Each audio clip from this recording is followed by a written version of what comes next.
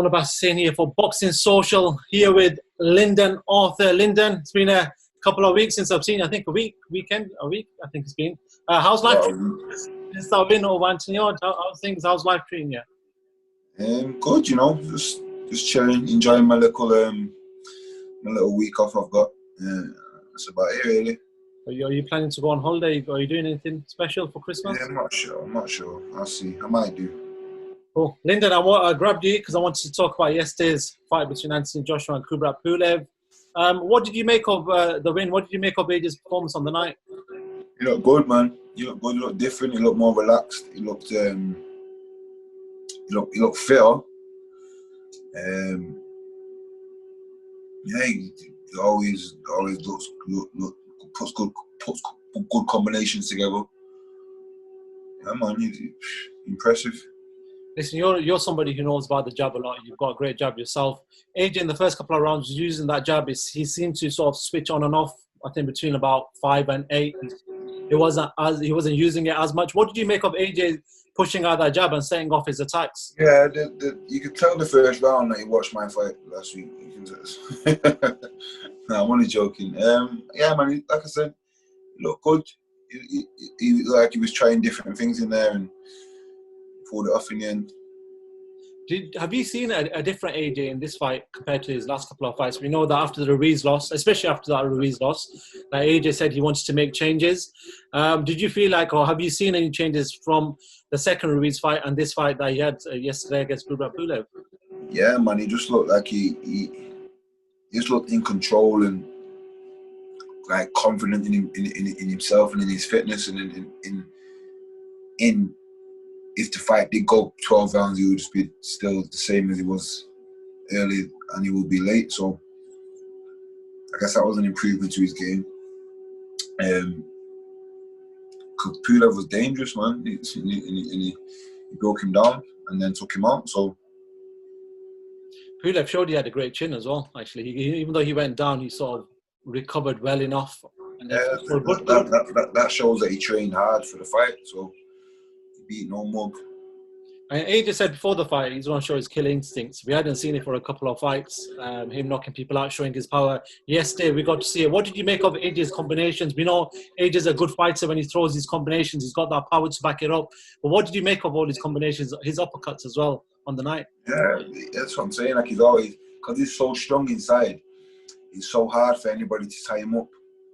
Even Klitschko, when he fought him, it was impossible for him to get tied up. He's just so explosive that when he's inside, he can put. He's sharp. He's a great, very good sharp puncher for how tall he is and how big he is.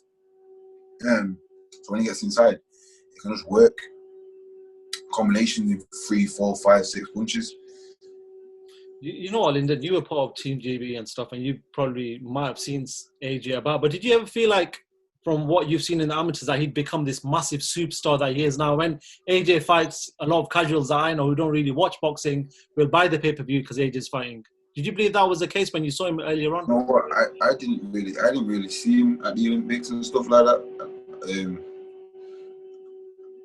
But like he's been branded very well. He's been promoted very well. So, you know, it's not.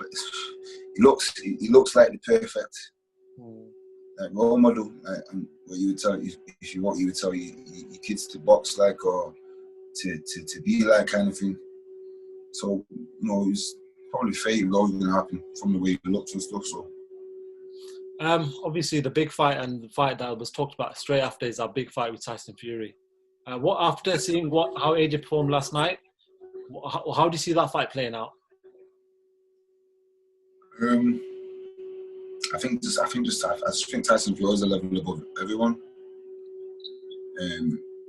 Every heavyweight, I'm just not sure that the heavyweight that will be able to beat him right now. None of them. Is it what is it about Tyson Fury that convinces you? Is it his footwork? Is it just a bit of everything? It's just everything about it. It's his whole character, his whole aura, his whole. Like in a sense, it's like the closest thing we've got to Muhammad Ali. Like, you think he's crazy, but really he's just smarter than everybody. He just breaks down everybody before the fight, in the fight, after the fight. He's just It's just 1 minute he'll message you saying great fight, then he'll message you saying you're a big dosser and he's gonna smash your face in 3 rounds. He's just unpredictable, and I'm unfair what I don't understand.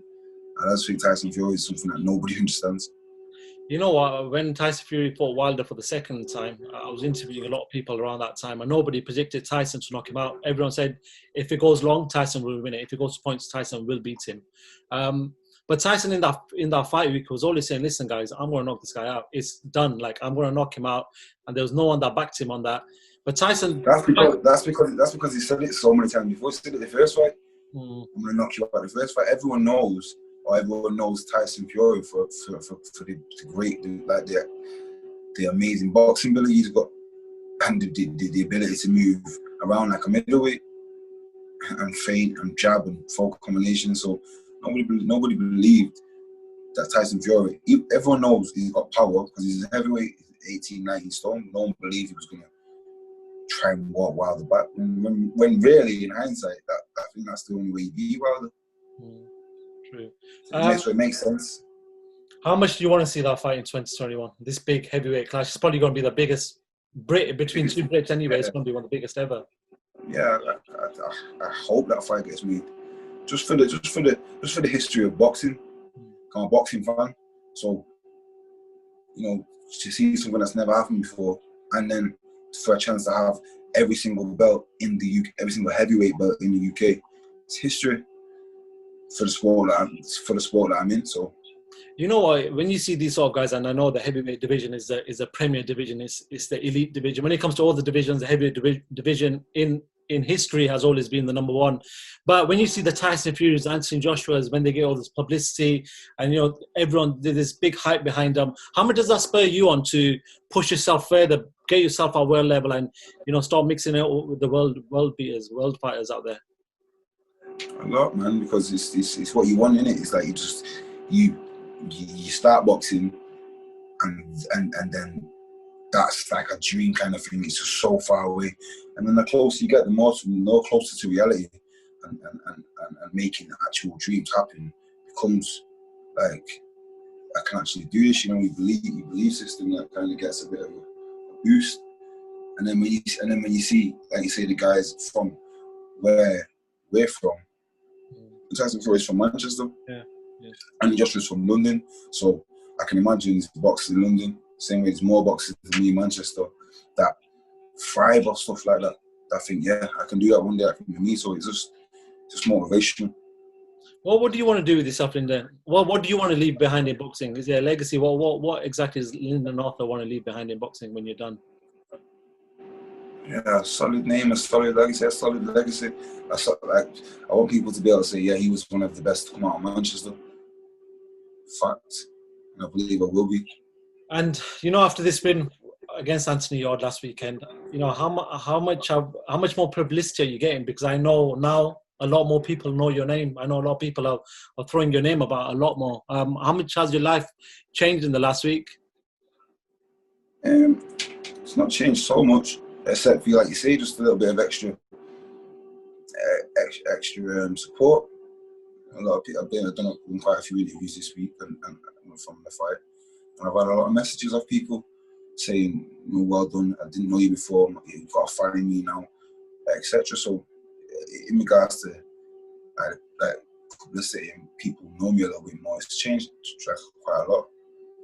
And how much do you want the sort of backing of BT Sport now? That full backing now, because we know that Pat was always shouting out about it. But now, it's like I feel like we deserve it now. So, I mean, I've done what's been asked of me in regards to being the B side of the fight. Now, unless I fight somebody like for a world title that's got a world title, or someone with a huge name, and in negotiations, there's nothing that can be done for me to be the A side. Then, but until then, I feel like I've earned my dues. Obviously, there's this whole thing about the rematch between yourself and Anthony. Frank was on about it. Pat sort of saying whenever it's going to happen, it's going to happen. But when do you feel like you'll be at world level? When do you feel like you can box at that level or put yourself on fight? At world level? Yeah. You never know until you get in there, do you? You never know. Like, I thought I was good level 10 fights ago. Like, I'm a boxer with confidence. So, but again, I'm not want to get in there. I believe I'm ready now. You know, You have to take risks. You know what I mean? In boxing, you have to do that. So you've had time to reflect, watch the fight back and everything, and there's been a lot of talk about it afterwards. Just your thoughts after you watched it back about, you know, people sort of calling it a robbery. Obviously, Anthony said he felt like he won the fight. When you look back at it, you know, what did you see? it definitely wasn't a robbery.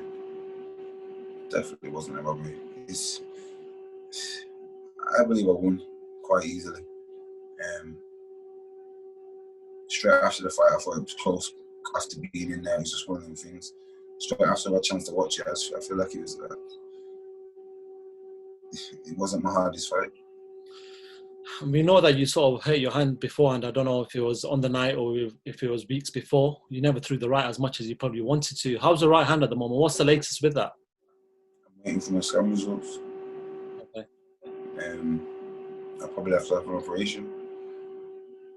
What do you want next, Lyndon? Last question from myself. What do you want next? Is it this Yarde fight? Get this Yarde fight out of the way, and then possibly move on to whatever you want to move on to. I don't know. It's whatever my team decide. What's best for me will happen. Cool, Lyndon. I'm going to leave it there. I know you've got a busy day ahead, but have a good Christmas and the New Year. Actually, I've done this before. I did it with Chris just before I let him go. Callum-Smith, Canelo. Is on Saturday night. Big fight for Callum. Big fight in general. How do you see that fight playing out? Callum can do it. It's a very big ask. Well, he's got the size and the attributes to beat Canelo. If anyone's going to do it from over here, at Park Joe. But yeah, like I say, it's a hard task, man. Canelo's the elite level. But like you said a minute ago, it's about taking risk, and Callum's what Callum's doing now, and if he wins this, it's big risk, big reward. So, of course. Cool. All right, Lyndon, enjoy your day. I know you got a busy one. Have a good Christmas, and no doubt in 2021, I'll come see you guys soon at that time. Yeah. Take care, mate. Have a good one. Take care. Bye bye.